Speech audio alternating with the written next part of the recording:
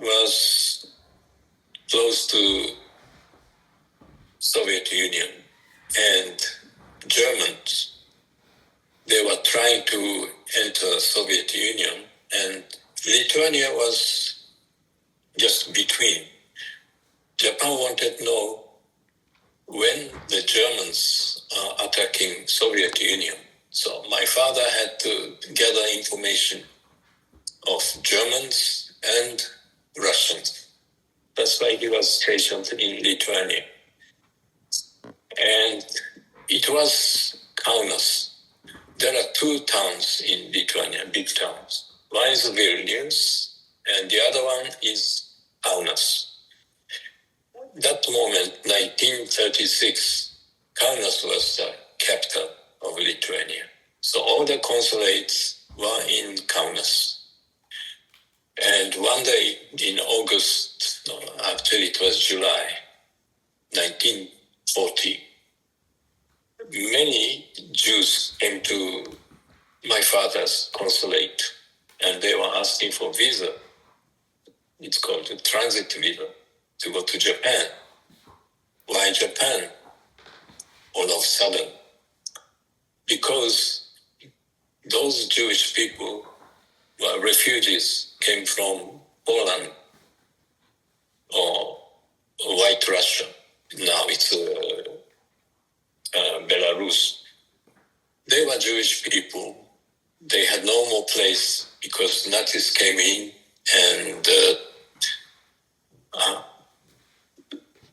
they were just kicked out, and they arrived to Lithuania, and they wanted to go out of Lithuania, but there is no more place to go. From Lithuania to go to Soviet Union, you needed transit visa after Soviet Union. Without transit visa, they didn't let enter Soviet Union. But all the other consulates closed. Even that they were in Kaunas, they closed the door. They didn't want to give visa. But they came to my father, and my father, after a few days of negotiation with the Jewish people, he agreed to issue a transit visa. He agreed, but he sent 3 times telegram to Japanese government, and Japanese government refused. Don't issue visa to refugees. But after 3 times, he decided by himself to issue visa, which says that you can enter Japan and stay for 10 days, but after 10 days, you have to leave the country. And Jewish people who received this Japanese transit visa applied for Soviet visa. They could receive. They went into Russia and traveled by train about 2 weeks in Siberia. And they reached a port called Vladivostok, which is the other side of Soviet Union. And they had to take a ship to Japan, about 2 days cruise. And they landed in Tsuruga or Kobe port. And everybody had some connections abroad. I mean, United States or that time Palestine or Israel, or some people went to Canada. So they could travel abroad. And Japan also asked refugees to leave early enough because they were planning to start a war. And my father had about 1 month to issue visa, about 2,100 visas. At that time, one visa was for family member. So each family was 3, 4, 5 people. So exact numbers escape, we don't know, 5,000 or 6,000. And my father still could work in other places. He had to leave Lithuania in September.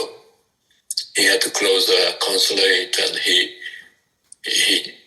took his family, his wife, Japanese wife, and the 3 children.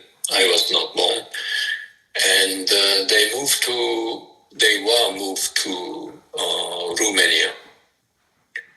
And, no, sorry, mistake. They were moved to Prague, Czechoslovakia, to establish another consulate for the same purpose, to gather information about Germans. And it was about 6 months. After that, he was sent to Königsberg. Königsberg is Germany, the end of the Germany, where they were preparing to attack Soviet Union with the sea, with warships. So he had to work there for about 6 months or 7 months. And after, he was moved to Romania, Bucharest. He spent there about 3 years, and Russians came in, and Russian, arrested my father and also other diplomats. My father and family spent more than 1 year in so-called prison, but prison not so hard prison. It's more for diplomats. So you have normal daily life, but you have to stay in one place. And finally, he could go back to Japan with the family. It was 1947. He had 3 sons. Youngest was 7 years. And a few months later of arrival, he was called by the Japanese embassy and Japanese foreign ministry. And they said to him that and there is no more place for you. You sign this paper, dismissal paper, that he agrees.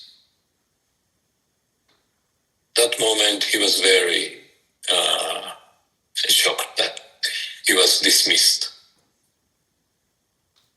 But he didn't ask any question why. He said, okay. He guessed that it was the reason that he issued a transit visa without permission of Japanese government. That was the reason.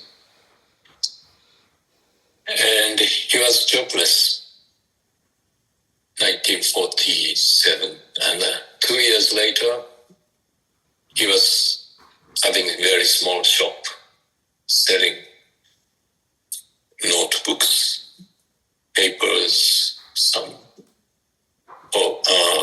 perfume, cosmetic things. He was doing many different jobs. He worked in the port to carry heavy things. He worked later he worked in the Japanese Broadcasting Corporation as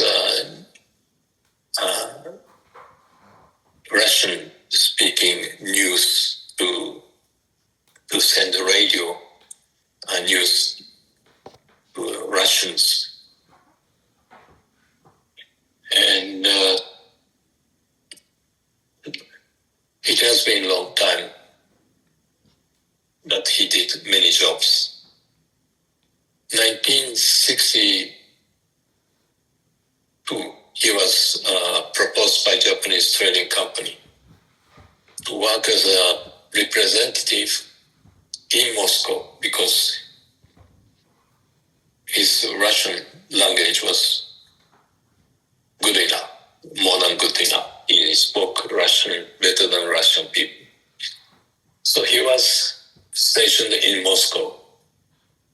He used to come home every year or two in summer for 2 weeks. Once in 1968, 1968 summer, we received a phone call from Israeli embassy in Tokyo.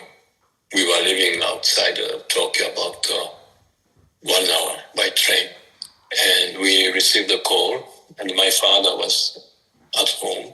And they asked if my father could come to the embassy. There is somebody who would like to meet him. So next day, my father took me together to see the man in the embassy. And this was Mr. Yoshua.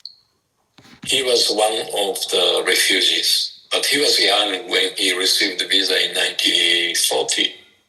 It was already 28 years later. And he showed my father, this is the visa. It's a sheet of paper, stamped, and my father's signature. And he said, you saved my life and my brother's life. And my father suddenly remembered that there were so many refugees. He issued a visa for them. And there was also, of course, Israeli ambassador in the embassy. And he asked my father if there is any wish.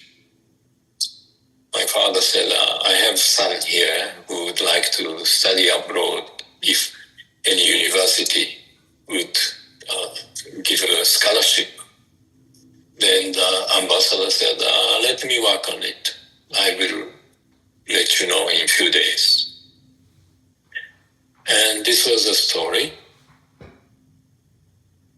And I received a phone call from the ambassador, and he said I should pack suitcase and fly to Israel. So 2 weeks later, I flew to Israel, and I went to Jerusalem. They sent me a car to pick up from the airport and to bring to the Hebrew University in Jerusalem. And that time, my English was not good enough to listen to lectures and even daily life. So I had to study Hebrew language. I went to a city Hebrew language school for 1 month. After 1 month, you can speak already Hebrew for just normal life. University started in October, so I had time 1 month to study in a city, and then there was a language course in the university. It's very good school, so I could brush up my Hebrew. Same time I learned English. And that was my life till there. Okay, thank you. How do you think your dad was an unsung hero?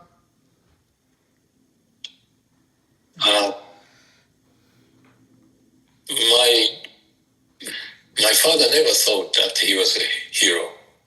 You know? My father came to visit me in Jerusalem 1 year after I went to Israel, and he was told that there were a few people who received visa. One was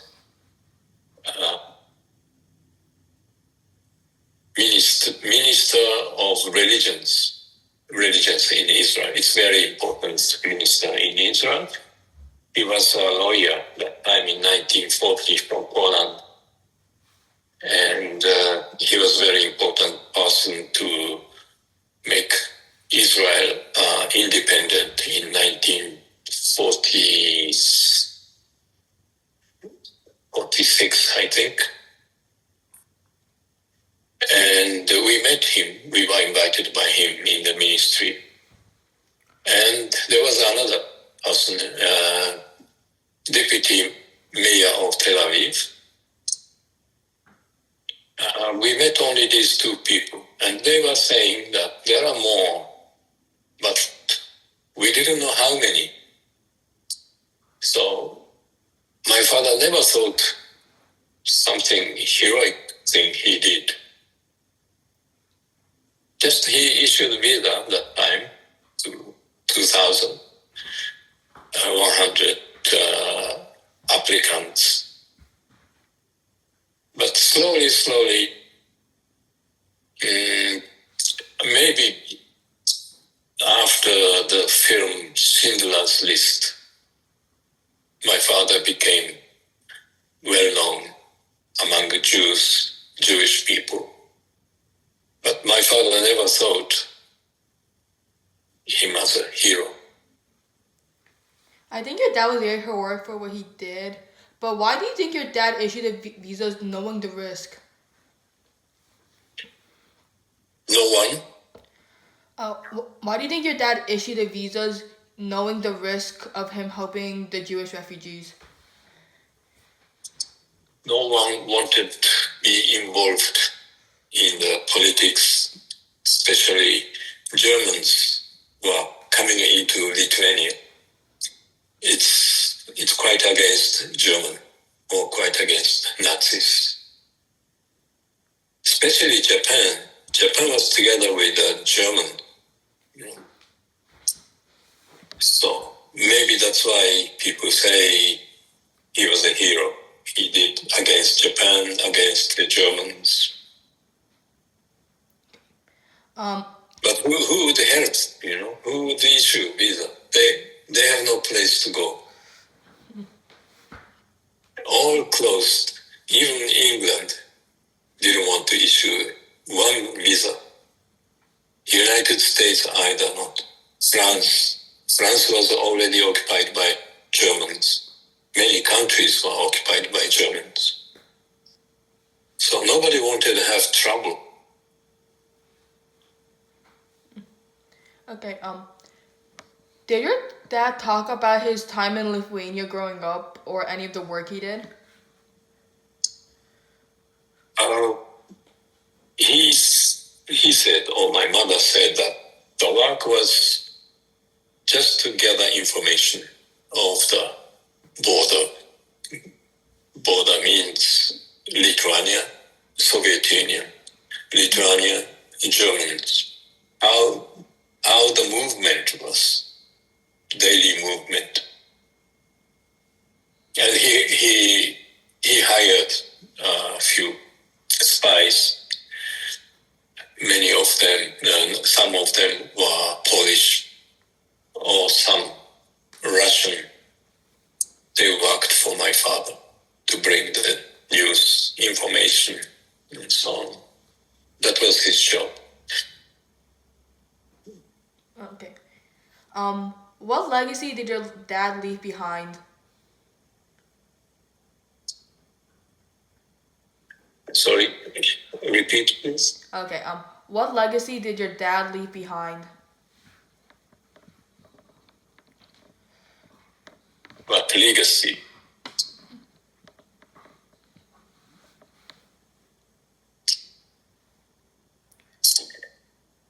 Can you explain me? Like, what did your dad want people to think when they first learn about him? He didn't care what people think or people thought. Okay. He's a person, he does what he wants. If he believes in one thing, he goes straight. Nobody, he doesn't mind whatever others say. He believes in one thing. Okay, thank you. How do you work to honor your dad's legacy through events you do? What I can do is just like today interview or some meeting I can talk about my father.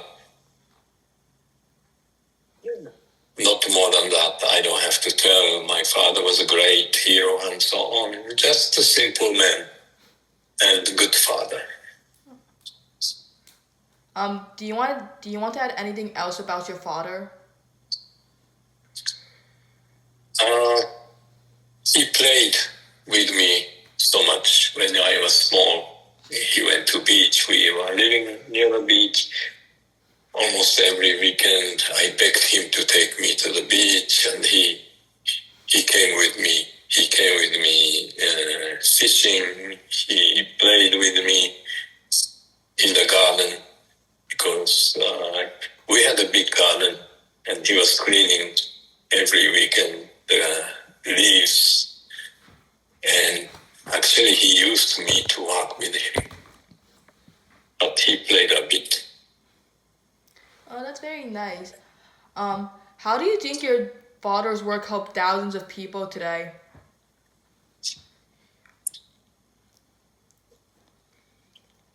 Well,